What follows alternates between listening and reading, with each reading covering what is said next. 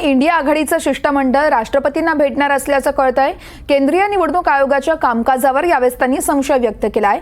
मतदानाच्या वाढत्या टक्केवारीच्या आरोपांवरूनच यावेळेस भेट असल्याचं कळतंय। देशातल्या पहिल्या 3 टप्प्यातील मतदान पार पडल्याचं कळतंय आणि त्यानंतरच आता इंडिया आघाडीचं शिष्टमंडळ राष्ट्रपतींची भेट घेतंय। देशात लोकसभा निवडणुकीची रणधुमाळी सुरू असतानाच आता इंडिया आघाडीचं शिष्टमंडळ थेट देशाच्या राष्ट्रपती द्रौपदी मुर्मू यांची भेट घेतंय। इंडिया आघाडीला केंद्रीय निवडणूक आयोगाच्या कामकाजावर संशय आहे, त्यामुळे याच पार्श्वभूमीवर इंडिया आघाडीचं शिष्टमंडळ आज राष्ट्रपतींची भेट घेत आहे। तर मतदानाच्या वाढत्या टक्केवारीच्या आरोपांवरून शिष्टमंडळ राष्ट्रपतींची भेट घेणार आहे। शिवसेना ठाकरे गटाचे खासदार संजय राऊत यांनी या संदर्भातली माहिती दिली आहे। तर देशात लोकसभा निवडणुकीच्या पहिल्या 3 टप्प्यातील मतदान हे झालंय, त्यानंतर मतदानाची टक्केवारी ही वाढल्याचा आरोप विरोधकांनी केलाय। नेमकं काय प्रकरण आहे पाहूयात आपण ग्राफिक्सच्या माध्यमातून। मतदानाचा पहिला टप्पा हा 19 एप्रिलला पार पडला। संध्याकाळपर्यंत सरासरी 60% मतदान झालं होतं। दुसऱ्या टप्प्यासाठी 26 एप्रिलला मतदान पार पडलंय। सरासरी 61% मतदान झाल्याची माहिती होती। दोन्ही टप्पे मिळून 60% मतदान झाल्याचं कळवलंय। मात्र 30 एप्रिलला 66% मतदानाची सुधारित माहिती समोर आली आहे। दोन्ही आकडेवारीत 6% फरक आढळला आहे। पूर्वी मतदानाच्या दुसऱ्या दिवशीच आकडेवारी अंतिम असायची। दोन्ही टप्पे मिळून 60% मतदान झाल्याचं कळवलंय। मात्र 30 एप्रिलला 66% मतदानाची सुधारित आकडेवारी समोर आली आहे, त्यामुळे नेमकं काय होतंय हे पाहणं महत्त्वाचं आहे। या संदर्भात अधिकची माहिती जाणून घेऊयात। आमच्या प्रतिनिधी जुई जाधव आपल्यासोबत लाईव्ह जोडल्या जात आहेत। जुई, आपण पाहतोय खरं तर निवडणूक आयोगाच्या कामकाजावरच यावेळेस इंडिया आघाडीनं प्रश्नचिन्ह उपस्थित केलंय, का अपडेट कळतायत?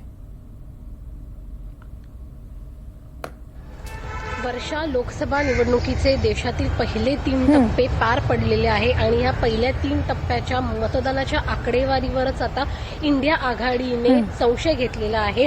आज इंडिया आघाडीचे प्रमुख नेते राष्ट्रपती द्रौपदी मुर्मू यांची भेट घेणार आहेत आणि या संदर्भातली माहिती ठाकरे गटाचे खासदार संजय राऊत यांनी दिलेली आहे। खरं तर आपण पाहिलं तर मग पहिल्या 3 टप्प्यात ज्या वेळेला मतदान झालं त्यावेळेला 2 दिवसांनंतर जी आकडेवारी दिली गेली होती केंद्रीय निवडणूक आयोगाकडून, ती आकडेवारी काही दिवसांनंतर बदलण्यात आल्या असल्याचा आरोप इंडिया आघाडीच्या नेत्यांकडून करण्यात आला आहे आणि त्यामुळे केंद्रीय निवडणूक आयोग ही टक्केवारीची खरी माहिती देत नाहीये। त्यामुळे ही तक्रार करण्यासाठी आज ते राष्ट्रपती द्रौपदी मुर्मू यांची भेट घेण्यासाठी जात आहेत। जर आपण पाहिलं तर मग सगळेच नेते एकवटले आहेत इंडिया आघाडीचे आणि केंद्रीय निवडणूक आयोगाविरोधात ते आक्रमक झालेत, कारण का टक्केवारी ही 2 दिवसांनंतर येणं अपेक्षित असतं। मात्र केंद्रीय निवडणूक आयोगाकडून वारंवार ही टक्केवारी दुसऱ्यांदा बदलली गेली आहे। याचाच अर्थ कुठे ना कुठेतरी याच्यामध्ये चुकीचा गैरव्यवहार सुरू आहे असल्याचा आरोप जो आहे तो इंडिया आघाडीचे नेते करत आहेत आणि हीच तक्रार घेऊन आज ते द्रौपदी मुर्मू यांची भेट घेणार आहेत। त्यामुळे त्यांच्या या तक्रारीवर कसं निरसन केलं जातं आणि द्रौपदी मुर्मू नेमका याच्यावरती कोणता तोडगा काढतायत हे पाहणं महत्त्वाचं राहणार आहे। वर्षा, निश्चितच त्यामुळे आता जुई काय होतं हे पाहणं महत्त्वाचं आहे। खरं तर मागच्या टप्प्यात देखील असंच काहीसं चित्र होतं आणि यावेळेस देखील असंच चित्र पाहायला मिळतंय। कशा पद्धतीने आता प्रतिक्रिया उमटतायत नेमक्या?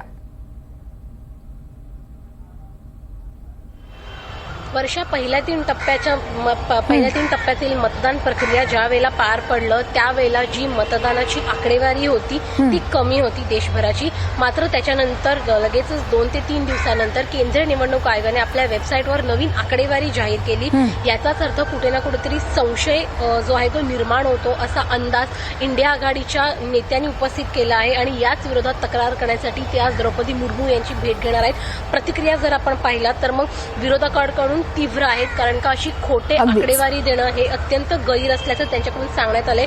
तर दुसरीकडे सत्ताधाऱ्यांकडून हे म्हणणं आहे की विरोधक घाबरले आहेत, मतदानाची टक्केवारी वाढत आहेत, आमचा विजय निश्चित होताना दिसतोय। यामुळे विरोधक हे आता तक्रारीचं कारण देत समोर येत आहेत, अशा प्रतिक्रिया सत्ताधाऱ्यांकडून उपस्थित होत आहेत। त्यामुळे सत्ताधाऱ्यांकडून याचं स्वागत केलं जाते केंद्रीय निवडणूक आयोगाच्या वाढत्या टक्केवारीचं, तर दुसरीकडून विरोधकांकडून याचा निषेध केला जात आहे। निश्चितच त्यामुळे आता विरोधक कशा पद्धतीने पुढची पावलं उचलतायत हे पाहणं महत्त्वाचं आहे। जुई, धन्यवाद तुम्ही दिलेल्या सविस्तर माहितीसाठी।